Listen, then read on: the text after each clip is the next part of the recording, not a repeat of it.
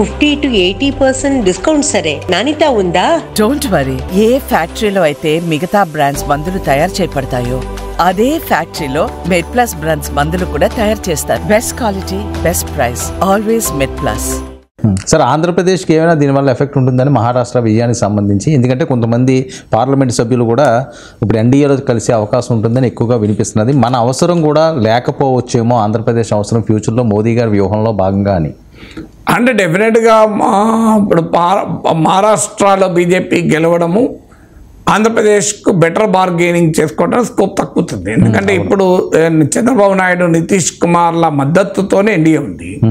So ఒక్కసారి BJP ఊపులో ఉన్నప్పుడు, సో ఇప్పటికిప్పుడు లోక్సభలో బలాబలాల మార్పు రాకపోవచ్చు. రాజకీయంగా మోడీ బలంగా ఉన్నప్పుడు 2014, 2019లో ఆంధ్రప్రదేశ్ నాయకులు ఏదడిగినా కూడా చంద్రబాబు నాయుడు అయినా జగన్మోహన్ రెడ్డి ఏం చెప్పారు? సంఖ్యాబలం వాళ్ళకి ఉండగా మన వాటి ఎందుకు తింటారు అన్నారు. ఇప్పుడు 2024లో మొదటిసారిగా సంఖ్యాబలం ఆంధ్రప్రదేశ్కి అనుకూలంగా వచ్చింది.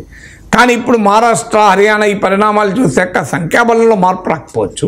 కానీ పొలిటికల్ సిచ్యువేషన్లో అయితే మోడీ మరింత కన్సాలిడేట్ అవుతాడు, బీజేపీ మరింత కన్సాలిడేట్ అవుతుంది.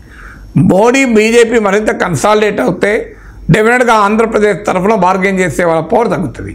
అయినా వీళ్ళు ఎవరు బార్గెన్ ఏం చేస్తున్నారు కనుక ఇప్పుడు పెద్ద ఎత్తున టీడీపీ, జనసేన ఒత్తిడి తెచ్చి మీరు మాకు 50,000 కోట్లు మీరు అమరావతికి ఇవ్వకపోతే మేము మీ సంగతి తెలుస్తాం అని అంటారా? ఆ మేరకు నితీష్ కుమార్ ఒత్తిడి తెచ్చినంత కూడా మన వాళ్ళు ఏం ఒత్తిడి తేవడం లేదు.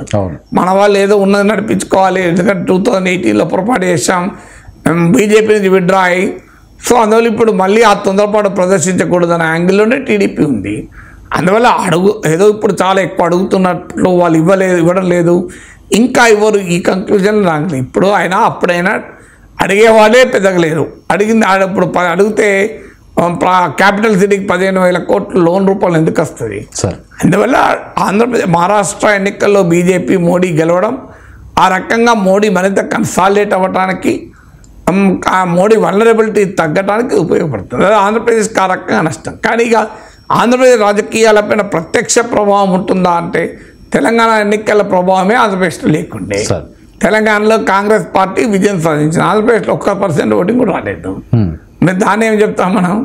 సో అందువల్ల మన దేశంలో ఒక రాష్ట్రానికి మరో రాష్ట్రానికి సంబంధమే ఉండదు.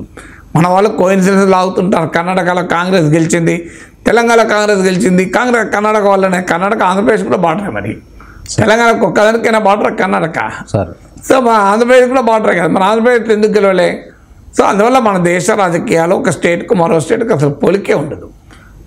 స్టేట్ మారిపోతూ ఉంటుంది కదా.